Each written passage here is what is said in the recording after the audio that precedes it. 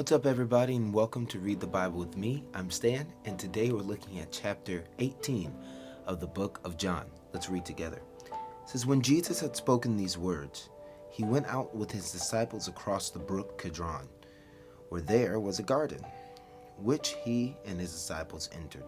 Now Judas who betrayed him, also knew the place, for Jesus often met there with his disciples.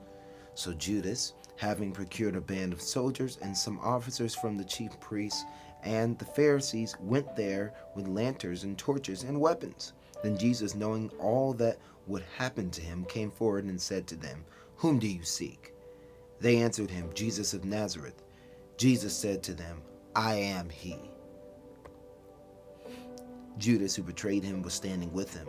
When Jesus said, I am he, they drew back and fell to the ground. So he asked them again, Whom do you seek? And they said, Jesus of Nazareth. Jesus answered, I told you that I am he. So if you seek me, let these men go. This was to fulfill the word that he had spoken, Of those whom you gave me, I have lost not one. Then Simon Peter, having a sword, drew it and struck the high priest's servant and cut off his right ear. The servant's name was Malchus.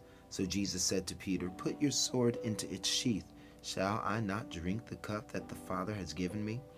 So the band of soldiers and their captain and the officers of the Jews arrested Jesus and bound him. First they led him to Annas, for he was the father-in-law of Caiaphas, who was high priest that year. It was Caiaphas who had advised the Jews that it would be expedient that one man should die for the people. Simon Peter followed Jesus, and so did another disciple. Since that disciple was known to the high priest, he entered with Jesus into the courtyard of the high priest. But Peter stood outside at the door, so that the other disciple, who was known to the high priest, went out and spoke to the servant girl who kept watch of the door, and brought Peter in. The servant girl at the door said to Peter, You also are not one of this man's disciples, are you? He said, I am not.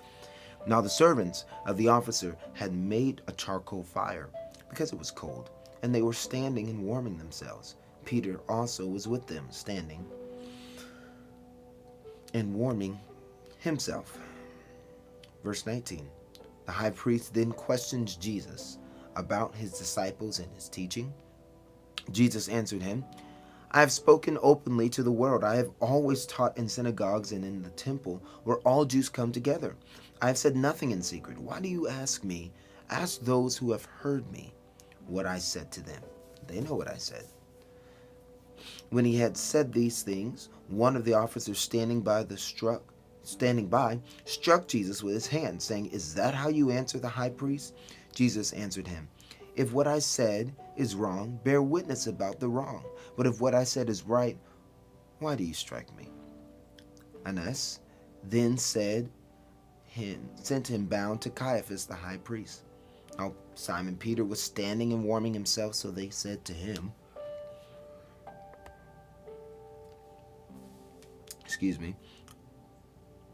You also are not one of his disciples, are you?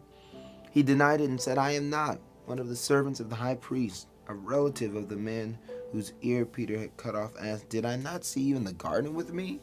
Peter again denied it, and at once a rooster crowed. Then they led Jesus from the house of Caiaphas to the governor's headquarters. It was early morning. They themselves did not enter the governor's headquarters so that they would not be defiled, but could eat the Passover. So Pilate went outside to them and said, What accusation do you bring against this man?